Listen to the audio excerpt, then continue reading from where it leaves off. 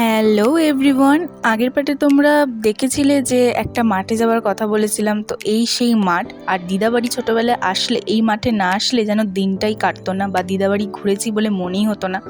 এখানে নানা রকম চাষবাস হয়, আর এখানে আসলেই যেন একটা তৃপ্তির শান্তি পাওয়া যায়, কারণ এখানে সবসময় হাওয়া বইতে থাকে ফুরফুরে। আর দেখো ভাইদের কাণ্ড দেখো, ওরা সবসময় এরকম এসে মাঠের মধ্যে ধুলো উড়িয়েই খেলতে থাকে। আর এখানে একটা বাঁশবাগান আছে, সেটাই তোমাদের দেখাচ্ছিলাম আর কি। আর তারপরে ওরা দেখো দূরে কোথায় চলে যাচ্ছে, তা আমিও গড়গড় করে যেতে লাগলাম। গিয়ে দেখি মা ছাগলছানা কোলে নিয়ে ওদেরকে একটু আদর করছে।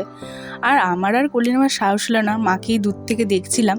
তারপরে দেখি কি ছাগলছানা আমাকে চুমু দিচ্ছে। ও বাবা, কি কিউট ওরা! আর এদিকে দিদা দেখি আরেকটা ছাগলছানা নিয়ে কোলে নিয়ে দাঁড়িয়ে আছে। আর কি ভালোই না লাগছে। তারপর একটু মাথায় হাত বুলিয়ে দিলাম, আর মা ছেড়ে দিল ওদেরকে নিজেদের মতন। আর আমি দিদা একটু গল্প করছি।